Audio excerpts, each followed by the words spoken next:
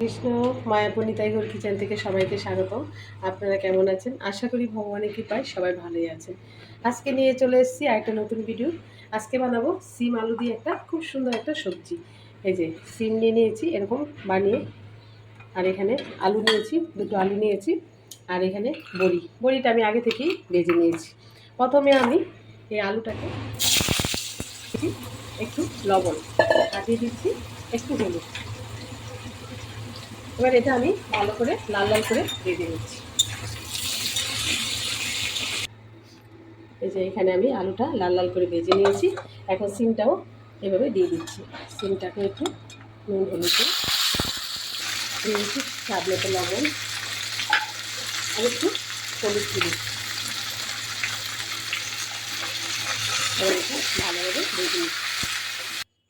এই যে সিম ভেজে একটু তেল ছিল, এর মধ্যে আমি দুটো টমেটো দিয়ে দিচ্ছি। টমেটোটাকে আমি একটু ভেজে নেব, একটু লবণ আর একটু হলুদ দিই। তাহলে এই টমেটোটা ভেজে যখন আমি এই সবজিটার মধ্যে দেবো তখন খুবই সুন্দর, টমেটোটা নরম হবে, খুব ভালো লাগে। এরকমভাবে এরকম প্রসেসে রান্নাটা আমরা তো সবসময় টমেটো বেটে রান্না করি বা সবজিতে দিয়ে দিই, আর যখন নাকি টমেটোটা একটু নুন হলুদ দিয়ে ভেজে রান্না করি এটার সাথে আরেকটু বেড়ে যায়, আর খুব ভালো লাগে টমেটোটা। এখানে একটু মশলা নিয়ে নিয়েছি, সামান্য একটু, এখানে একটু জিরে বাটা, একটু কাশ্মীর লঙ্কা, আর এখানে দিয়ে দিয়েছি একটু হলুদ গুঁড়ো। এবার একটু জল দিয়ে দিলাম, মশলাটাকে একটু গুলে নিলাম। এই যে টমেটো ভেজে তুলে নিয়েছি, আর এখানে তেল দিয়ে দিয়েছি। ফোড়নের জন্য নিলাম একটা শুকনো লঙ্কা, আর দিয়ে দিলাম দুটো তেজপাতা। এখানে দিয়ে দিচ্ছি গোটা জিরে, আর দিয়ে দিচ্ছি দুটো কাঁচা লঙ্কা, আর যেই মশলাটা গুলে নিয়েছিলাম এটা দিয়ে দিলাম। দিয়ে দিচ্ছি এখানে একটু গুড় দিচ্ছি, আপনারা চাইলে চিনিও দিতে পারবেন। একটু গুড় দিয়ে দিলাম। এবার ভালোভাবে মশলাটাকে কষিয়ে নিচ্ছি। দেখুন মানে এই মশলাটা কষানো হয়ে গেছে।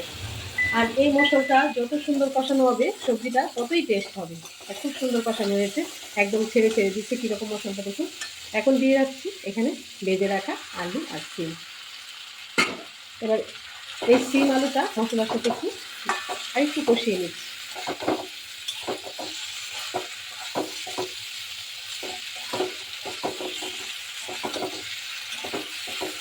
এই যে কষানো হয়ে গেছে, এখন দিয়ে দিচ্ছি পরিমাণ মতো জল।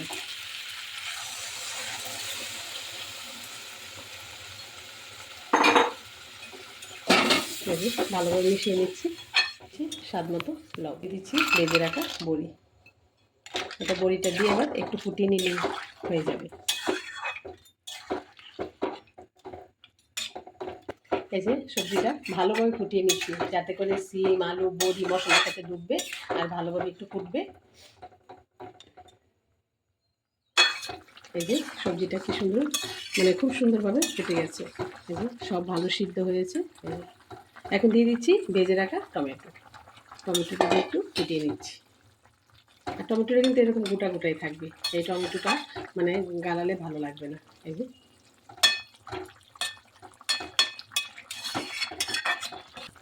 দিয়ে দিচ্ছি ধনেপাতা কুচি।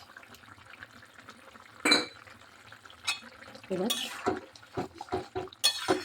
দেখুন হয়ে গেছে, এখন আমি নামিয়ে দিচ্ছি। দেখুন সবজিটা নামিয়ে দিয়েছি।